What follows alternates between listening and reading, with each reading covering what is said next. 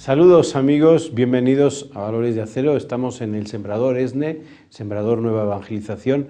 Transmitimos desde Querétaro, Santiago de Querétaro, Colegio Fray Luis de León, junto a también lo que es el Centro de Espiritualidad Agustino Recoleta. Hoy vamos a hablar de la comunicación.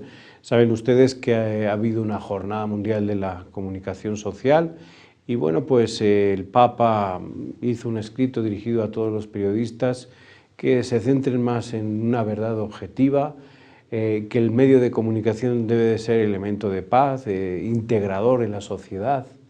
También fue el Día de la Radio en el mes de febrero y hoy con nosotros vamos a platicar de todo esto con Claudia Ivonne Hernández Torres. Bienvenida, muchas gracias por estar aquí. Gracias, Padre, por la invitación.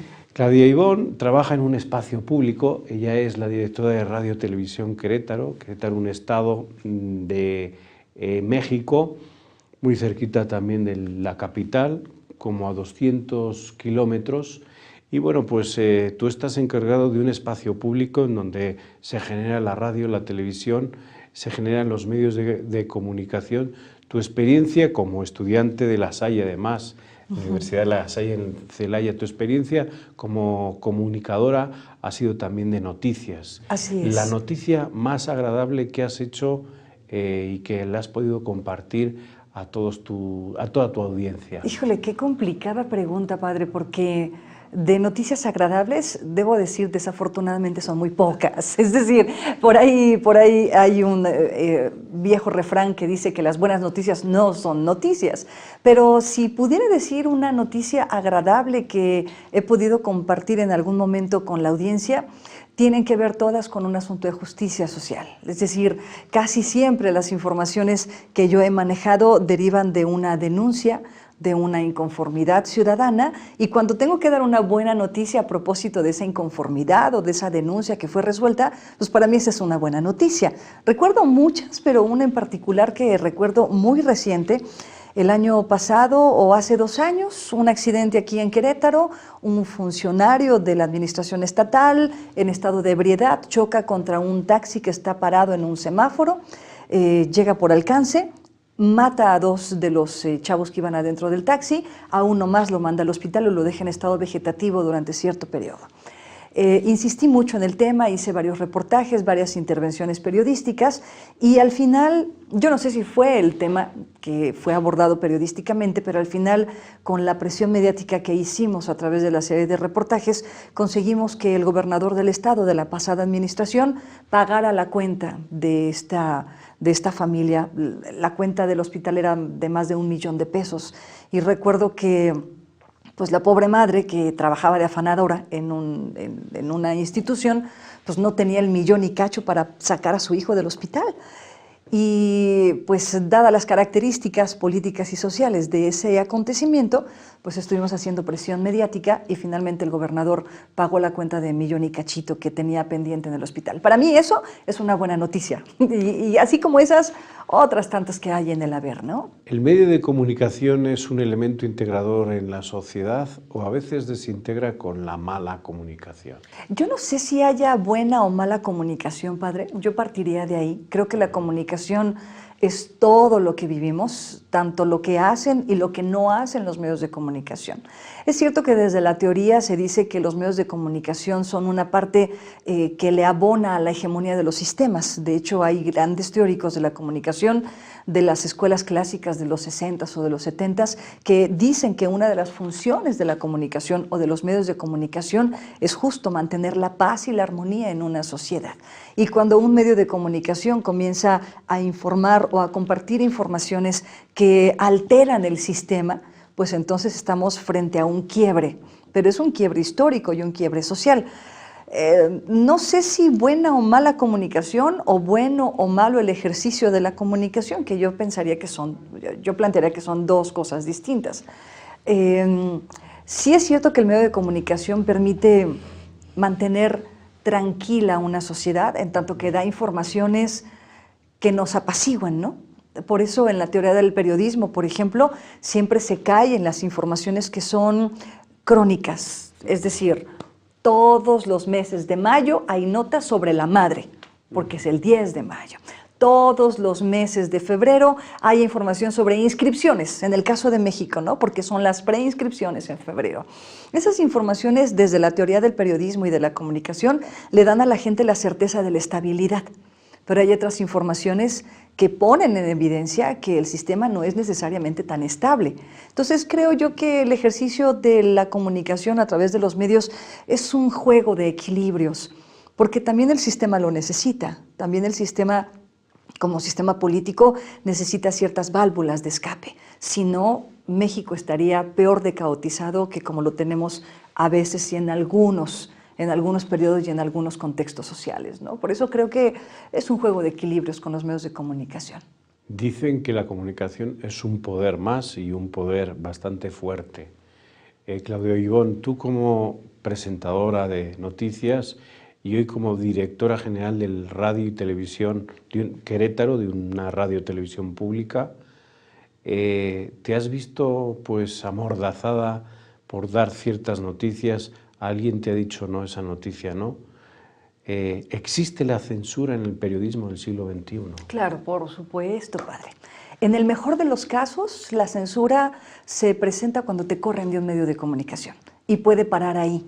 Hay otros compañeros que han perdido la vida en otras partes de la República Mexicana, y este es el caso de Veracruz, en donde hay, si mi memoria no me falla, por lo menos 8 periodistas asesinados en razón de su ejercicio periodístico. Y México es de los países que más periodistas tienen, que han muerto por su profesión. Así es, que han muerto o que se encuentran desaparecidos. También desaparecidos. Afortunadamente en Querétaro no ha sucedido eso. Creo que en Querétaro todavía somos un estado de paz en donde de alguna manera podemos ejercer el periodismo y la comunicación, pero sí, lo que decía al principio, en el mejor de los casos, en Querétaro te corren. A mí me corrieron en 3 ocasiones de 3 medios de comunicación distintos, justo por razones editoriales que no le convenían a los intereses políticos de quienes estaban en esos momentos en el poder. Sí hay censura, también hay un ejercicio de autocensura, y hay que decirlo así. Hay ocasiones en las que uno como periodista o como comunicador tiene que medir qué dices y qué no dices en razón de los intereses de la empresa con la que estás trabajando. Desafortunadamente es así, y desafortunadamente se suma a todo un sistema que hay. El reportero en México no cobra, al menos en Querétaro, sé que las cifras en México son similares, pero hablaré de Querétaro. En Querétaro un reportero no gana más de 5,000 pesos al mes, padre. 5,000 pesos. Con eso no vive absolutamente nadie. Lo podemos trasladar a dólares, si quieres. Dólares, que serían $250 al mes. No, pues por supuesto que no sobrevive nadie en ninguna parte con 5,000 pesos, con $250. Decimos al esto mes. de los $250 porque nos ven también desde otros países. Ok, muy bien. Y sobre todo, ESNE es un canal católico que está dirigido principalmente a los inmigrantes que los saludamos de Estados Unidos y que están sufriendo hoy. Un espacio público, una radio televisión pública, ¿cómo puede abarcar, cómo puede integrar las diversas culturas, por ejemplo, de un estado, como es el de Querétaro, de un país, incluso cómo puede relacionarse hoy en día con la comunicación y la tecnología de este siglo, cómo puede comunicarse con aquellos que están al otro lado? Lo hacemos, tenemos nosotros un 01800 y un teléfono desde Estados Unidos. La gente que en Estados Unidos tiene la referencia de Radio y Televisión Querétaro puede conectar con ese teléfono y escuchar la estación a través de la línea telefónica, aunque pocas personas lo hacen a través de la línea telefónica porque ya tenemos el internet, y las plataformas de este siglo XXI pues nos permiten estar en todos lados. Ya la comunicación es no global sino universal, diría yo, a través del internet, y así lo hacemos. ¿Y cómo integramos las culturas? Tenemos programas especiales para integrar las culturas de propio Querétaro. Tenemos un programa hecho por la Secretaría de la Juventud con puros jóvenes, pero son jóvenes que trabajan en comunidades indígenas, por ejemplo en Amealco, en Tolimán, en Cadereyta, en Ezequiel Montes, las pocas comunidades todavía indígenas que existen. El programa se llama TV Maxey y habla de justo la cultura otomí, pero vista desde los jóvenes. Y así tratamos de integrar varios de los contenidos de Radio y Televisión Querétaro. Tienen este agregado, este obligado, me parece, de integrar a las culturas indígenas, sobre todo en Querétaro, a los contenidos de radio y televisión. Veíamos que en la historia de la radio y televisión pública siempre pues, estaba dirigida hacia quien gobernaba y ahora pues, es más plural. Yo le preguntaría a Claudia Ibón, en un espacio público como es la radio y la televisión, cabe también el espacio de la trascendencia, de la espiritualidad. Por ejemplo, en un país como México, en donde la mayor parte de sus habitantes son católicos, o en una región como en la que estás hablando y desde la que estamos hablando, que es Querétaro, hay también una gran mayoría que es católica. Dentro de este espacio público se da el que pueda integrarse la religión católica en la radio, en la televisión, incluso hacer espacios interreligiosos de diálogo. Sí, lo hemos hecho, hemos invitado en varias ocasiones a personas que justo pertenecen a la diócesis o a la Grey Católica como, pues eso, como un ejercicio de vocación desde ahí. Y creo que así como cabe la religión católica, cabe en el resto de las manifestaciones religiosas que existen en Querétaro. Por eso los temas religiosos son un poco complicados, ¿no? Porque también tienen que ver con pues, estas percepciones y susceptibilidades desde las propias religiones. Así que lo que yo le diría, padre, que es así como todos los partidos políticos caben, todas las religiones caben también en los espacios públicos de radiodifusión. Y es lo que hemos intentado hacer en Radio y Televisión Querétaro, que todos quepan. Por eso el eslogan del noticiario, por ejemplo, es todas las voces, todas las versiones, todas las visiones. Y caben absolutamente todos, ¿no? Bueno, pues estamos con Claudia Ibón, vamos con Gaby Ríos, que está preparada con las 5 noticias más importantes de la Iglesia Católica y también de la Orden de los Agustinos Recoletos. Vamos con ella y enseguida volvemos aquí a Valores de Acero.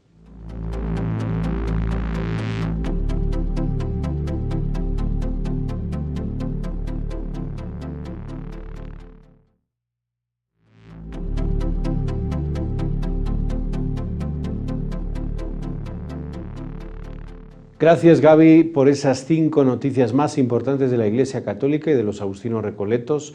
Estamos en El Sembrador, Nueva Evangelización. Estamos en este espacio en donde ustedes y un servidor siempre dialogamos con un invitado. Hoy hablamos con Claudia Ibón Hernández Torres, directora de Radio Televisión Querétaro. Querétaro es un estado por donde estamos transmitiendo y bueno, pues es un espacio público. Ella nos ha concedido un tiempo para estar con nosotros. Gracias. Muchas gracias, padre. ¿Cómo ves, como comunicadora, la figura del Papa Francisco? Fuertísima, muy poderosa. El Papa Francisco tiene una gran virtud que yo siempre le he pedido a los políticos que apliquen, y perdón la comparación, pero el Papa Francisco es auténtico. Y esa es la mejor manera de comunicar.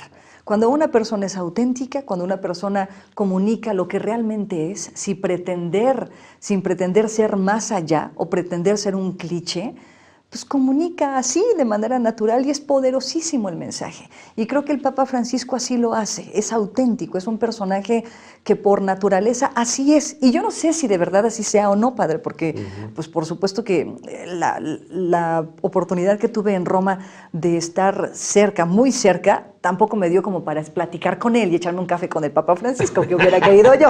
Pero mate, mira, que tanto ándele, un mate, porque como argentino, pues supongo que le debe de gustar mucho. Pero lo que yo miro del Papa Francisco es justo eso, que es un personaje, es un ser humano que auténticamente es como es. Y se mira a la hora de negociar los protocolos con su propia gente. Y entonces eso comunica, da confianza. Y eso creo que ha transformado la manera en cómo la Iglesia Católica da a conocer sus mensajes, independientemente de que, yo lo supongo, no lo sé de cierto, de que la generalidad dentro de la Iglesia Católica estuviera de acuerdo o no con las posturas del Papa Francisco respecto a ciertos temas. De manera natural se ha visto en cascada cómo es que de algunos temas se están comunicando de manera distinta, ¿no? En El Sembrador tuvimos la oportunidad a través de Noel Díaz pues, de ver una entrevista el día 29 de enero, luego se repitió los primeros días de febrero, una entrevista que hicieron el 22 de noviembre, creo recordar, era el 22. Pero tú estuviste después. En el mes de diciembre. En el mes de diciembre. ¿Nos así puedes es. contar la historia mientras el equipo de producción nos pone las imágenes en donde te encuentras con él? Sí, bueno, fue una invitación del Vaticano, que me parece cada año hacen esta invitación a distintos estados de la República Mexicana. Este año anterior le tocó a Querétaro ser el invitado para montar una especie de exposición artesanal y que le llaman, bueno, le pusieron aquí Querétaro en el Vaticano, digo, Navidad en el Vaticano.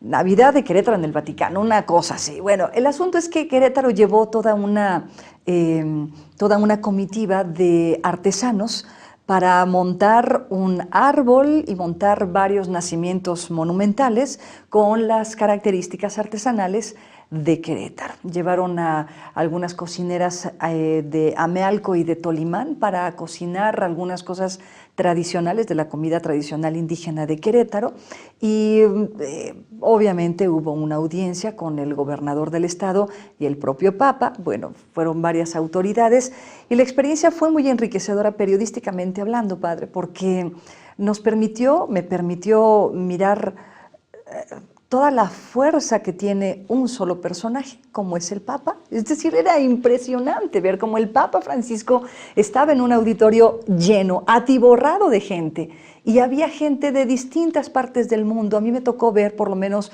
a una pareja de coreanos y otra pareja de japoneses que estaban ahí, que estaban vestidos ya para ir a casarse y que fueron única y exclusivamente por la bendición del Papa. O sea, el Papa los toca a la gente y la gente ya se siente bendecida y agradecida por la mano de Contacto. Una persona, sí, por la mano de este personaje que es de carne y hueso también, hay que decirlo así. Eso a mí periodísticamente me sorprende mucho porque miro cómo la gente puede confiar tanto en un personaje y en lo que ese personaje representa y digo, caray, si el resto de los políticos en este país capitalizaran esta forma de comunicar, como le decía, de ser auténticos, pues bueno, otra cosa sería para este México y para otros países de América Latina y de otras latitudes, ¿no? Yo creo que esa es la fuerza, el ser auténtico y el comunicar sin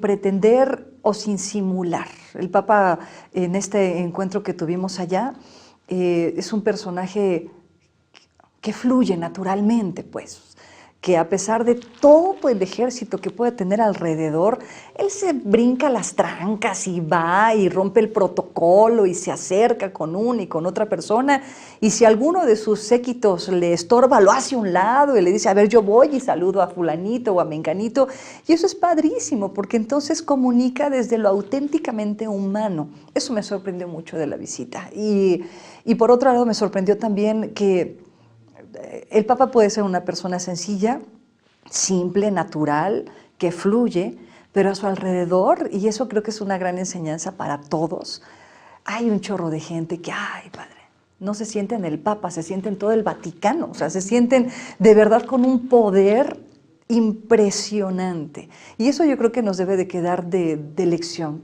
Yo siempre le digo a mis alumnos que el periodismo a mí me ha permitido aprender que las realidades que no están en mi realidad son realidades que existen y que hay que aprender a mirar humildemente.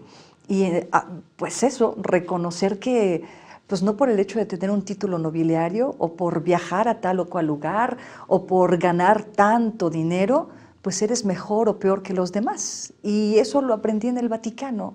Hay mucha gente que por el simple hecho de estar cerca del poder, pues ya se sienten poderosos, más poderosos que el Papa, y eso es peligroso. Yo sé que les abrió la puerta a Mariano Alcocer, que es un queretano. Así es, que es el embajador de la Santa Sede de México ante la Santa Sede, que fue, pues es un queretano y bueno, pues el que facilitó todo esto. ¿Tu primera visita en el Vaticano fue esta? Sí, esta es mi primera visita. ¿Cómo la describas, tu primera visita? Híjole, paradójica, complicada de describir con una sola sensación. Tuve muchas sensaciones, tanto de impacto, como le decía, mirar a un personaje tan poderoso y tan simple y sencillo a la vez, eso me impactó mucho, pero también debo reconocer que me impacta mucho todo lo que el Vaticano representa en Roma, estas grandes paredes y todo lo que hay adentro contra todo lo que hay afuera, que creo que no se nos debe de olvidar, ¿no? Pude mirar a mucha gente muy pobre circulando las calles del Vaticano y también puedo reconocer que hay mucho oportunismo, es cierto, pero también hay auténticamente realidades que son muy dolorosas afuera de las paredes del Vaticano. Entonces, fue de muchas sensaciones, de mucho aprendizaje y también de aprender a mirar pues por todos lados, porque si uno no observa con detenimiento todo lo que hay a tu alrededor, creo que te pierdes de eso, de reconocer que hay realidades buenas y realidades que duelen un poquito más, ¿no? Y para eso sirve la comunicación, para aprender a mirar todas estas realidades y después pues, traducirlas para que quien no las vivió, pues las pueda vivir a través de lo que tú compartas. Eres comunicadora y, bueno, dentro del Vaticano está la sección de comunicación. Así es. Yo no sé si has podido entrar a esa Entramos sección. a la radio de ahí del Vaticano, a Radio Vaticano. Convivimos con algunos de quienes producen la televisora del Vaticano, que es mucho más complicado, pero en la radio, pues padrísimo, entramos ahí, tuvimos ahí algunos intercambios con ellos, con Radio Vaticano y también con la televisora, porque hicimos algunos intercambios de imágenes que ellos nos proporcionaron a nosotros y nosotros proporcionamos algunas cosas. Y pues sí, es evidente que la tecnología allá en el Vaticano pues es completamente distinta a lo que nosotros pudiéramos aspirar aquí en Querétaro y en Radio y Televisión Querétaro, que somos chiquitos. ¿Cómo es el lenguaje de la Iglesia para una periodista? Una periodista que hace noticias, que a las 3 de la tarde pues, se pone frente a las cámaras con todos los teletipos, hace resumen, esto es lo que ha pasado en este momento en el mundo, va y lo dice, ¿no? Ahora eres como periodista y comunicadora, estás en un espacio público de radio y televisión donde vas un poco marcando un estilo plural en donde todos entren. Y hay una iglesia católica que tiene pues una influencia en la sociedad. Así es. Grande, y tenemos al Papa Francisco que tiene una magnífica influencia por los gestos. ¿Cómo ves tú el lenguaje de la Iglesia, el lenguaje incluso de la Iglesia de Querétaro? ¿Llega a la gente, te cuesta traducir ciertas cosas, palabras que utilizamos y a lo mejor para ti y para la gente se les hace frías? Yo creo que ha cambiado la forma de comunicar, padre. Podría decir que de la diócesis anterior a la de Faustino hay una enorme diferencia a la hora de comunicar. Incluso en varias ocasiones. Faustino Arizmendi es el obispo de Querétaro. Aquí. Así es, perdón, la referencia no te preocupes. la hace usted, padre. Bueno, yo la hago. Pero sí hay una enorme diferencia a la hora de comunicar. Antes había una diócesis mucho más conservadora, que además utilizaba ciertos términos muy conservadores y hasta un poco en distancia de ciertos temas. Y ahora, lo he dicho yo en varias ocasiones, me parece que la manera de comunicar de ahora la diócesis con Monseñor Faustino al frente ha cambiado considerablemente. Uno, porque es mucho más cercana a la gente. Dos, porque tocan temas que antes no tocaba la diócesis y que no tocaba la Iglesia Católica. Y tres, porque ahora se ha convertido en una diócesis, no quiero decir política de partido, pero sí política de acción social.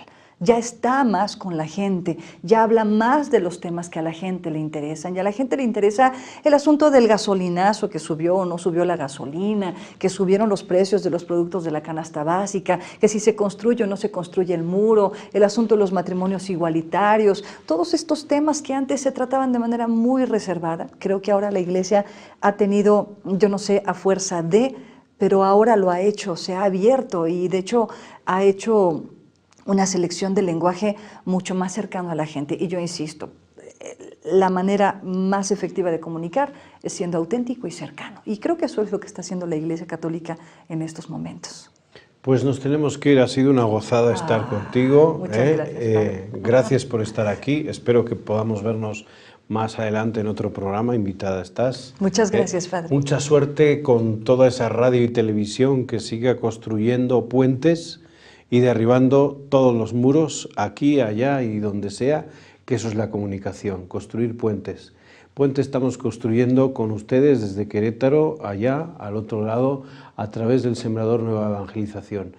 Nos vamos hasta el próximo programa, aquí nos veremos a través del Sembrador Nueva Evangelización. Hasta la próxima.